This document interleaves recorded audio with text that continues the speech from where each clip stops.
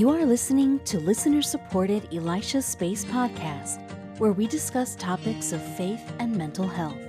Today, we have Della Davis Butler, who is a plus-size model who has an incredible story about how she learned to love to be in the skin she's in.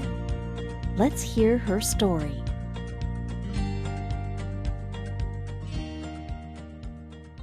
Well, thank you. Thank you for joining us, audience, with Elisha Space. We're here with another special episode, and I am so excited to have you come in with us and join us today.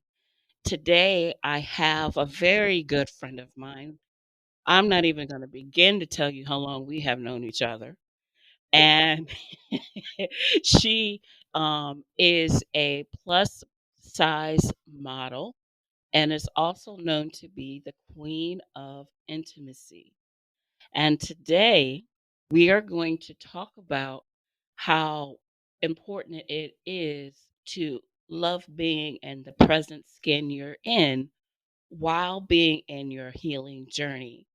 And her name is Partia Della Butler. I wanted to let you guys meet her, meet the awesomeness of her. She's a plus size model. She is very comfortable in the skin she in. Mm-hmm. And she is also very much into not being afraid of just being who she is and showing her sexiness along the way. So, Parsha, I'd welcome you to this show. And can you just start by maybe introducing yourself to the audience and letting us know how you got to where you are today? Oh, wow. Well, thank you for that wonderful, loving introduction. Um, and see, this is what happens when you know too much about a person. so, so your audience, you're going to have to bear with us today because I'm going to try to behave. Okay. But yes, my model name is I am Partia. But I have a whole long 15 name, and that's a whole nother podcast. But today, I am happy to come on and to share my journey of self-love. I am happy to come on and to share my journey of just self-appreciation. It did not happen overnight, and it did not start when I was little. I had to learn how to love myself. I had to learn how to like myself. Um, and I'm grateful to have friends that have loved me along the way because it's been a journey. So, today at the wonderful 48 years of life that I am proud to say that I love every inch and every fluff of me. Um, a quick story. I went to my cardiologist a couple months ago because last year I had a bout with COVID and pneumonia. And he was like, in order for you to stay healthy, you need to lose some weight. I said, okay, how much weight you want me to lose? Now, for everybody that doesn't know me, I'm short. I look tall in my pictures because I have a lot of hair and I know how to put it up. But I'm only 5'2". But I can make myself look like I'm 5'6" or 7. And so I'm 5'2" and over 200 pounds. We're gonna leave it like that. So he was like, "Oh, I want you to get down to like 140, 150." No, that was college. That was early 20s. That was before kids. I have earned the right to be fat and fluffy. And that's exactly what I said to him. And I love him. He's been my doctor for years. He knows what he's doing. I respect him. But I had to let him know that at this age, I am not kidding myself to get back to what I used to look like. Because I don't want to look like that. I love how I look. I love the curves that my children have given me, and my husband's how I'm doing. So, no, I'm not trying to get rid of this. We happy. So, and I explained that to him. And so we came to a nice, happy medium to right under 200. Now, don't ask me if I got there or not, but we're still working on that. But that was our agreement. And so, I just want to encourage everyone to find that space within yourself that you like. One thing, because that's how I started. When I grew up as a little girl, here we go. Some of my family members are going to hear this. They're going to be in their feelings, but the truth is the truth. I'm very dark skinned. During that time, I You're was a little, beautiful in your dark skin. and I love my melanin. I love God kisses all over me. However, most of the time, dark skinned people are not complimented, whether it be Right. 1970 or 2021. And so in my blood family, my aunts, not necessarily my uncles, but a lot of my aunts were very rude and not loving. And in the innocence of my childhood mind, when I would hear things like, oh, you're pretty ugly, I'm actually thinking that's a good thing. I'm actually thinking that's like halfway between being pretty and ugly, because what else could it mean? Because my aunts are calling me this. They cannot, my childhood mind would not allow me to think that I would have mean, evil people that are family to call me these things to my face. Wow. But they did.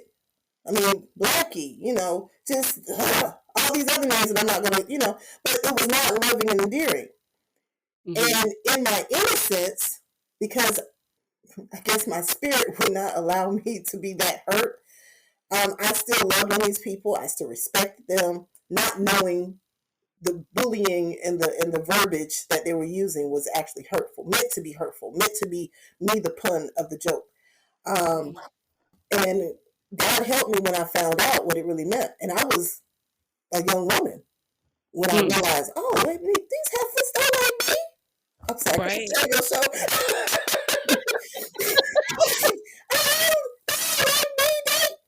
They're actually talking about me. They're actually dogging me. Mm-hmm. I mean, I wasn't heavy chested. I always had hips and a waist, but the breast came much later. Thank you, God, for my children. But whatever could have been wrong with me, they exploited it. There was nothing Right. ever wrong with me. Mm-hmm. I am a Christian, and I believe that God makes no mistake in his creation. So Right. there's a lot of diversity in this world for on purpose, so that we can appreciate the beauty in all of us. So let me slow down a little bit, because I'm getting a little fast forward. I was married to my second husband. Once again, that's another podcast on how many I had. But Right. this young man was at a family function, and he heard one of my aunts doing their normal jabs. Mm-hmm. And at that time, even though I knew it was meant to be hurtful, I had learned how to stay respectful and just take it. Well, he didn't. He wasn't going to take it, and he stood up for me. And in that moment of him standing up for me, it showed me, hey, you can say something. You can check these people. You don't have to go through this, family or not. Right. You have a right to protect yourself. And whether he knows it or not, by him doing that for me, helped to give me permission to do that for myself. But by that time, so much damage had been done, I started believing them and made their, trickery my truth. And so I started not liking my nose or wanting to bleach my skin. I never did that, but I thought about it. And, trying to stay skinny or trying to grow. Never told nobody this story. I actually tried to stretch my body so I could be taller. But I did. Right. If God wanted me to be 6'1", I'd have been 6'1". So that was a moment where I had to take a breath and think about it. Am I going to believe what they're saying, or am I going to believe what I'm feeling? Because I thought I was a good person on the outside and the inside. And Mm-hmm. that was a turning point for me to actually start loving me. Because I was like, well, this dude can love me, and this girl over here who's my best friend can love me, and everybody else is being nice to me, and these little people over here are the hecklers. I would just trust these other people that are actually genuinely loving on me in my life and pull from them. Right. And as I started pulling the positivity and the righteousness from them about myself, that helped me to believe it. And also at that same time, just growing in my relationship with God, Right. because the way I talk to him is not very dogmatic. And my mother can quote scriptures all day long. I know them. I don't quote them, but I do live by most of them, Mm-hmm. and I believe in all of them. But I speak to God just like I'm speaking to y'all. Mm-hmm. I talk to him just as plain in English and happy and frustrated. That's how I talk to him. And I started talking to him just like that back then. And I was just asking, well, is there something wrong with my nose? And I could feel my spirit say, no. There's something wrong with my height. There's something wrong with my hair. Because I was weevilicious at one time. Now I'm all natural, but either way, I'm still beautiful. But there was a time that I covered up all the natural and did other things to try to appease other people. But I learned how to just stay in tune with me. And God would give that reassurance by sending me true value people in my life, to reiterate it, as well as I was learning how to love myself, and I would share with other people things that I was doing, and they would learn how to love themselves. It just became a confirmation that I was doing something right, that I was doing something that was needed, not just for me, but for others as well. So what I also hear you saying is that, and I always talk about this, so I'm bringing it up, is the importance of building your tribe. And your tribe can include family, but it's other people too who Yes. affirm you, encourage you, Yes. love on you, and they become like a family to you as Yes. well. Actually, they can become closer than a family. Say You that know, again. Yes. they can be closer than a family. So you Yeah. said it again. So My baby sister has a problem with that about me, because she's like, that ain't your sister. I'm like, yes, she is. She may not be from my mother and father, but that's my sister. But some people don't like that. They hold on to the blood lineage, and that's fine. Do right. what works for you. But for me and my story, that's how we got so close. We began as friends, and then it just came, naturally, and I call it either being blood related or love related. And to be very honest, most of my love relations, I do or die, whatever they, don't mess with that. That's my backbone. And I still love my blood relations, but for whatever reason, the value, as well as the loyalty and just the utterance of it is not how it used to be or how it should be. So I'm grateful for that circle of love. Me too. That is around me. A tribe is huge. My children are now building their own separate tribes as they get older and become adults.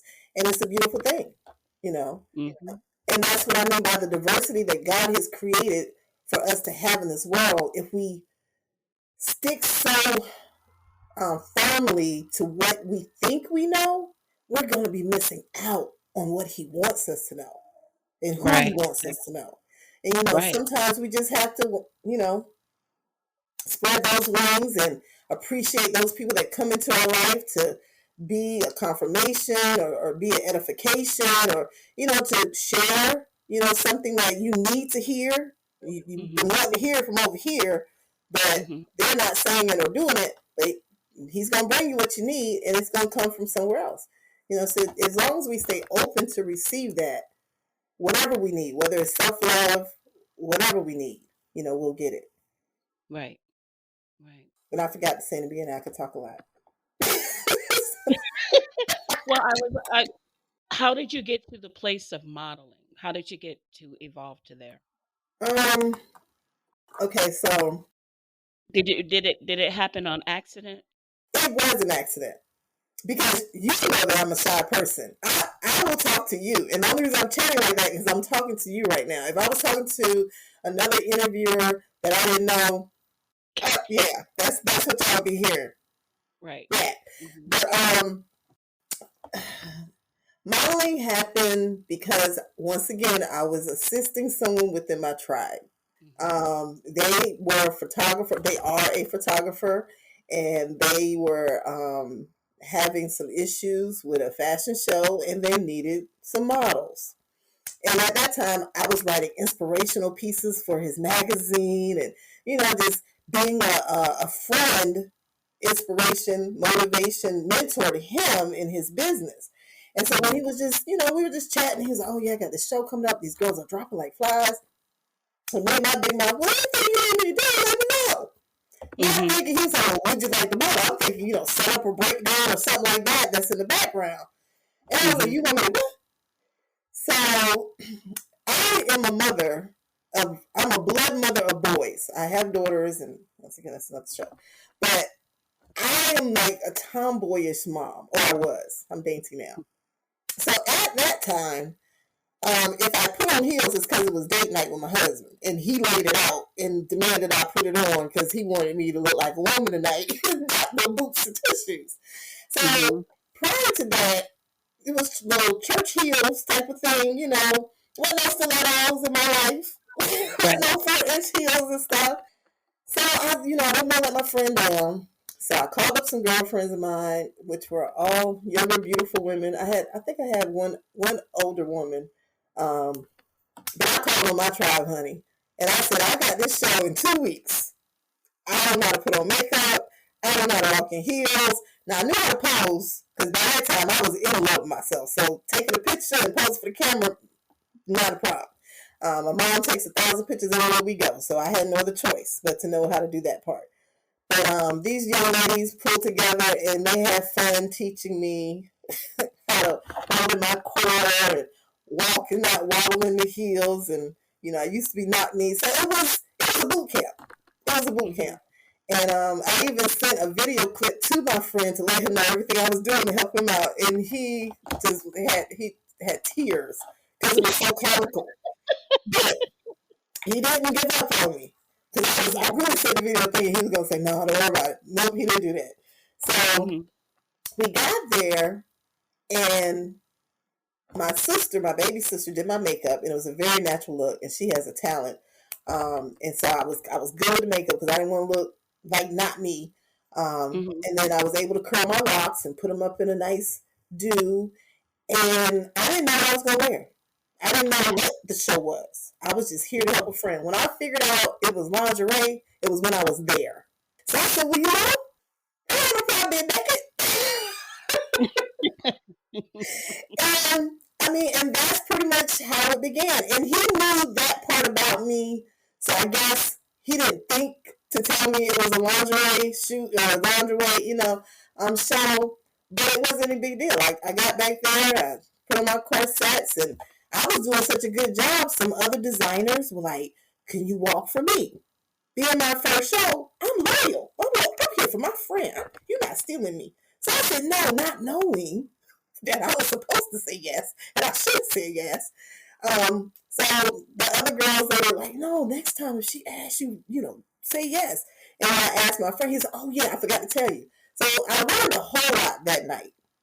And I did a really good job that night. And pretty much that's how it all started, the modeling part. And it just took off from there. I no longer wrote for him. He had me mentoring the models and learning the ropes. And once I learned some more stuff, I started helping to build his modeling teams. So, but that's how that began. About 5 years ago now. Yeah. Yeah. And actually, you have evolved from being a model to actually being a producer of your own show. Yes. That's pretty cool. Yes, I have grown up. I'm grown now, honey. As I look back in my whole entire life, I'm like, there's been a lot of adventure in these 48 years. So I am really looking forward to the next 48 something years. But I can only smile. I've met genuine people that whether I talk to them every day or whether I talk to them once a year, that value of friendship is still there. And then I've learned so much about myself where I say now God loves me. And people are like, why you say that? Because God does love me. God, let me tell you what he just did. And I'm not trying to be preachy. I'm just so excited because my life is very non-traditional, but it's so fulfilling. Yeah. And so now I produce shows, whether it be a fashion show, a fashion party, or actually a show of entertainment on the loving side. And I'm having fun with it, I have grown from that timid little girl that used to allow her aunts to defame her name to a grown woman who is very comfortable in her skin with clothes on or clothes off. And I Hmm. don't do it in a Tasteful way. no, yeah, everything I do is classy. Mhm. And as I continue on this path, there's some Mhm. resistance, there's some questions, there's some why, but I have peace about who I am. I have peace about why I'm doing it. And now more than ever, just the self love or the self awareness, because that's what we really have to start with. People need to take time out to know who they are. We have so many Agreed. distractions around us: Right. social media, our family, our obligations, our jobs, our organizations, with so much busyness going on. The last person we normally take care of is us. That's so true. And I have learned how to lead with love for me first and then take care of the world around me. And Hmm. that's something I had to learn because I used to take everybody. And then if I Hmm. had anything left for me, okay, great. If I didn't, okay, great. That was my Right. attitude. Um, but that wasn't necessarily proper order, you know. And so now, as I look in the mirror, and this is something I do every day, and for you guys, if you do not know how to love yourself, if you do not know how to get to know yourself, I challenge you to stand butt naked in front of a mirror, whatever size mirror you have, and just talk to yourself in the morning. Right. Before you brush your teeth, before you wash your face, before you get in that shower, that tub, just stand there in all of your morning glory and say, "Good morning, honey. How you doing?" I mean, that's how I say it, but you say it in your own personality. And you compliment yourself. Even if it's Right. just one thing. You have a beautiful nose. If that's all you can get out that day, that's good enough. Now, my process takes about 15, 20 minutes. I'm little much. Um, but I enjoy that part of my day. Yeah, I Hmm. just talk myself head to toe, honey. You girl, your nose is fine, your cheeks is popping, your mouth. Yeah, I do a whole lot, but I mean what I'm saying to myself. I'm not just gassing myself up. Hmm. And that's something. I was at a poetry slam, and this young lady came over. She was like, "You just have so much confidence," because I didn't have a lot of clothes, and I was showing her a lot of skin. I'm a big girl. I don't know why people think big girls can't be sexy, but I know I'm sexy. So anyway, she came over to me, and she was like, "I don't know how you do it." And I told her the same thing I just told y'all. Just look in the mirror. Hmm. And I said, whether it's for 30 seconds or 30 minutes, look in the mirror every day and smile at yourself and compliment yourself. And then go Right. about your day. And the more you do it, the more you're gonna have to say that it's not the time for you to be like, "Girl, you messed up yesterday." Nope, that's not what we're doing. In the Mm. morning, you smile and you compliment yourself.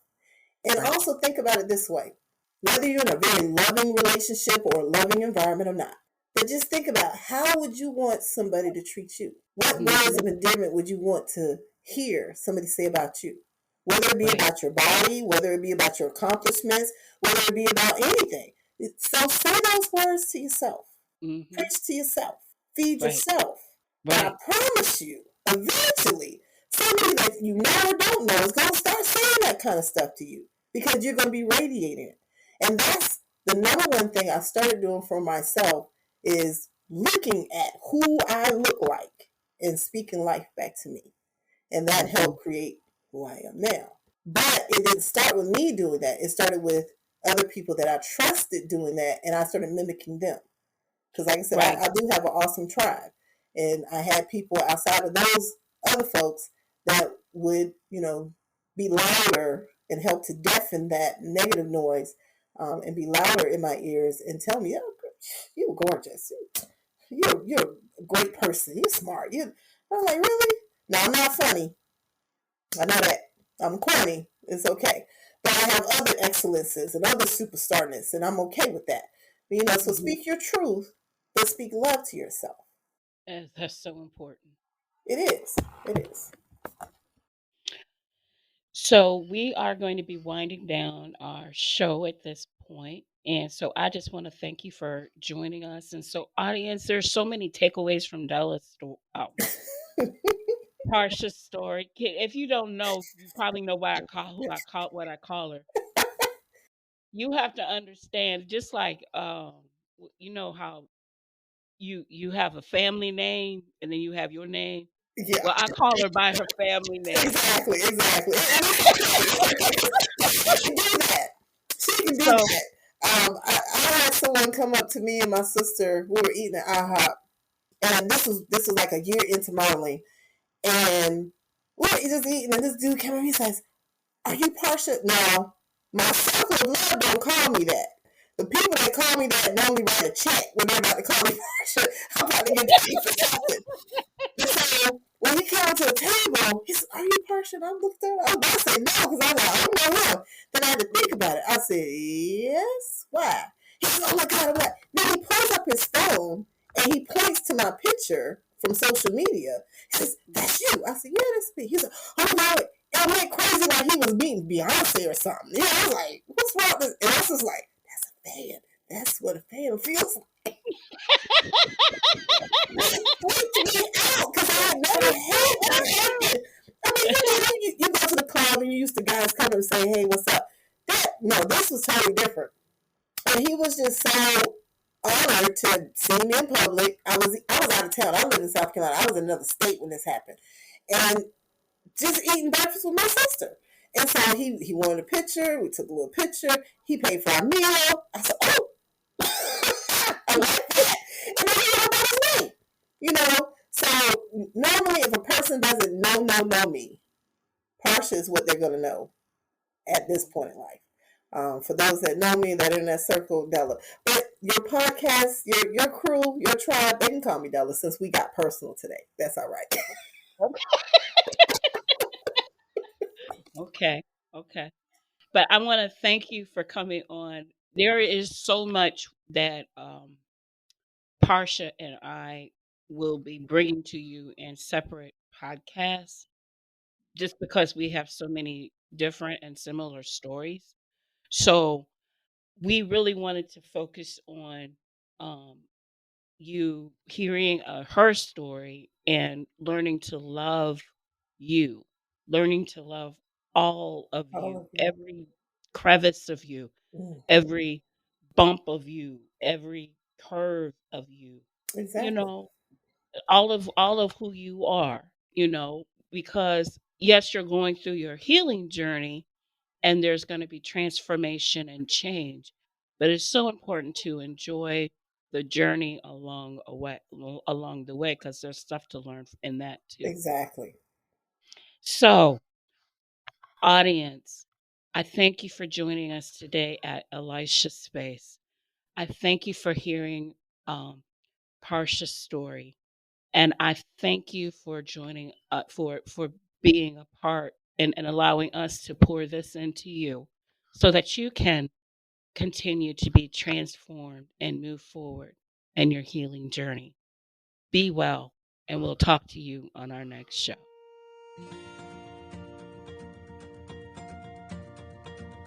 Thank you for taking time out of your day to listen to Elisha's Space, where we discuss issues of mental health and faith. Like our shows? Subscribe so you can be in the know of upcoming episodes. Now go, move forward in your healing journey.